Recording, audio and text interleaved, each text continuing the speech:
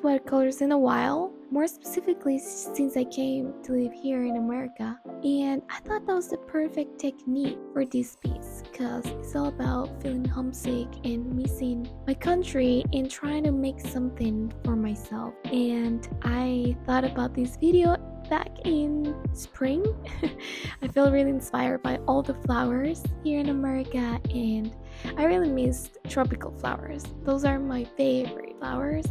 I grew up surrounded by them, so I decided to paint a bouquet for myself, or to remember my country in a happy way. A tropical flower bouquet that I'm going to see every day, and I'm gonna feel happy about it, and it's gonna remind me of my country and how beautiful it is.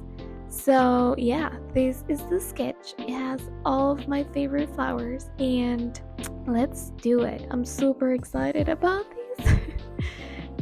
And now that it's all done, we can start painting. You remember I said I haven't used watercolors in a while? Well, you'll be able to tell because this first flower was kind of a fail. It started off okay. I remember that if you make the paper wet first and then add pigments, you'll get a very organic mix of colors, which is one of the characteristics of watercolors that I love. So I added a layer of light yellow to make the area wet, and then I went back to add more intense yellow and red. And you can see that it worked. The yellow and the red are mixing and it looks cool. But I couldn't leave it there. And I went back to add more color because I wanted it to be more saturated. And that was a big mistake because the flower was already dry. And you can't expect the color to mix and create more organic stains if you're painting over dry paint with a lot of water on your brush. So, and you can actually see that when you add a lot of water to dry paint, everything gets mixed and you lose the cool organic stains. So yeah, it's not the best flower, but it was good practice to start a painting. And I would recommend warming up first on a sketchbook or a different sheet of paper and not the actual painting. And now we're painting the monstera leaf, which is the biggest part of the painting, and I wanted to make it interesting. I didn't want to use just one tone of green and that's it. No, so I used the wet on wet technique, which means I went on with a watery brush first and then I added drops of different tones of green to make it look more interesting. And I really like how it turned out. The cool tones in the middle and some yellowish greens on the edge.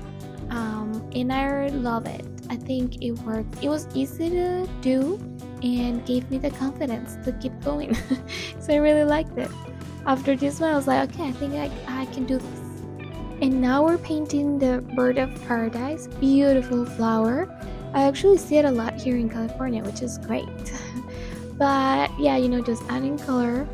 Mixing red and green. I like mixing colors whenever I can. It makes the paintings way more interesting. This flower has a lot of colors. Red, blue, green, yellow, orange. It's amazing. It's crazy. So yeah, and here I'm using the dry on dry technique, which means the paper is dry. It doesn't have water on it, or I'm not using super watery paint because I want super precise brush strokes, and that's why you use the dry technique for details and for outlines and for precision, which is what I wanted. Alright, and moving on to the heart-shaped one, the Anturio or flamingo flower. That name is new to me. This one is supposed to be the easiest one because it's just one color, but just wait to see how I mess it up.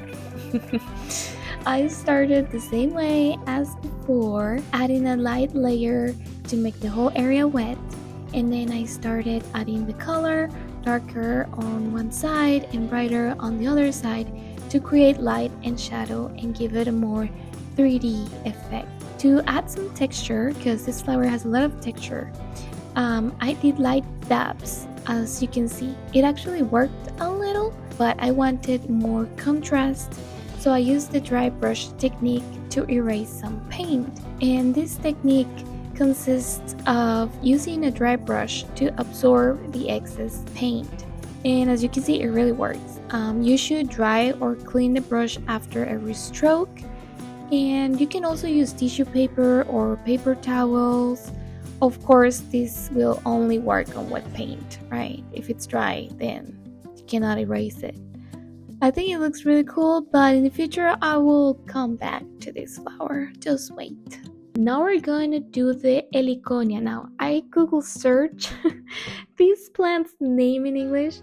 I was trying to do my research, and the name in English is lobster claw, which to me, that's a crime. Like, I get it, but no. So I'm not gonna call it a lobster claw. It's a heliconia, okay? We're calling it heliconia in Spanish because this is my favorite flower. I don't want to call her a lobster. So they're sturdy, they're big, and they are vibrant. They're red. It's so cool. And I remember walking around my family's garden and looking at these beautiful flowers. And the cool thing about them is that they're really sturdy, right? And they collect some water on those claws. And you can see hummingbird drinking that water, and it's so magical. Oh my god, I miss Costa Rica so much. So yeah, I had fun with this one. Vibrant colors. My favorite color is red, so perfect. And yeah, I just wanted to go with a super flowy texture, adding more water here and there, adding more pigment to make it mix.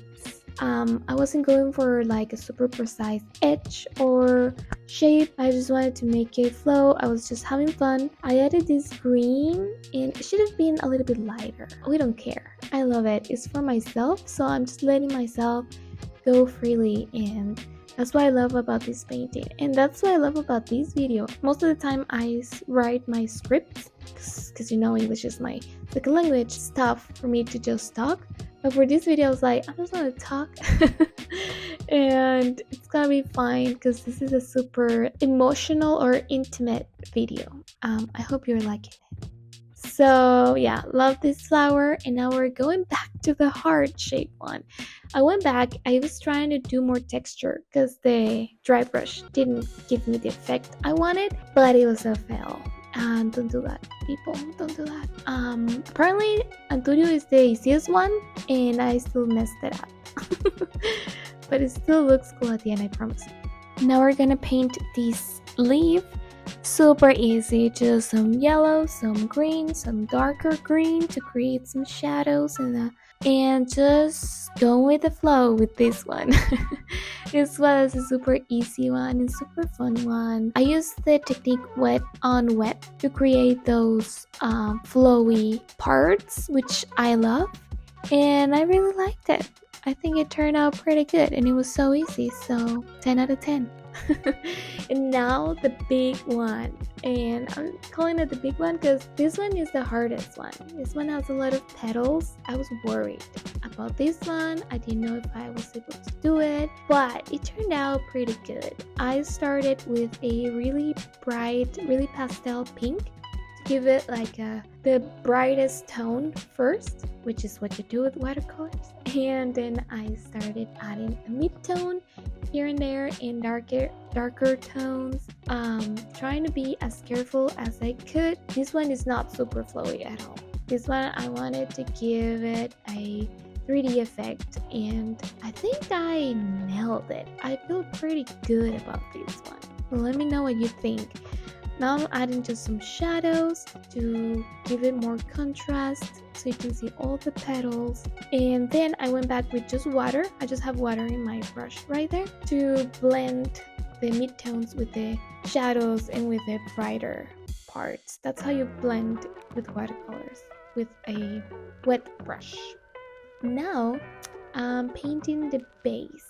I didn't put much thought on this because I was thinking about the flowers most of all, but this one came out pretty cute. I thought about a base like those Chinese ones. I don't know if it's Chinese or porcelain ones that are white with blue flowers and blue decorations. That's what I thought, like a pretty elegant one. But I didn't want to paint anything that's not related to Costa Rica, so I felt inspired by Costa Rican native art, and I made the decorations on top that is from a native art piece. And then I added this flower, which is the national Costa Rican flower, is the Guaria Morada, which is like a purple orchid. It's really special to us. It's everywhere. If you go to Costa Rica, you'll see it in every souvenir, and it's lovely. I love it. It reminds me of Costa Rica. I used to do traditional Costa Rican dancing, and I had this flower on my hair, and it's just so special. And this is the Costa Rican part of the decorations, the flowers, the indigenous art, and this lower design, it was inspired by the ox cars. Costa Rica is known for the ox cars. It's a really important tradition in my country, and most of all, it's really important to me because my grandpa used to own a lot of ox cars. And I remember riding the ox car, and I remember going to parades, and it just reminds me of really emotional and happy time in my childhood. It reminds me of Costa Rica in like this special and like really intimate way, So I had to add it. There was no way I was gonna do a Costa Rican inspired painting without those ox card details. Once it was kind of dry, you can see it was not fully dry, I went back to add more color because these triangles are supposed to be half and half different colors. So that's what I try to do here, and I think they came out so good. I'm really pleased with these. I'm gonna frame it and I'm gonna have it at home. I'm gonna be able to see it every day and feel so good. Feel like I have a piece of Costa Rica with me, with all these symbols and all these beautiful flowers reminding me of my childhood, my family, my country, and happy memories. And this is the final result. I'm really happy. Let me know what you think. Let me know if you live in your country, if you live abroad. And if you ever feel homesick and how you deal with it, what do you do to make yourself feel better? And if you have any questions about watercolors, please ask me. And I hope you liked this video. It was really fun for me to make, and see you in the next one. Bye bye.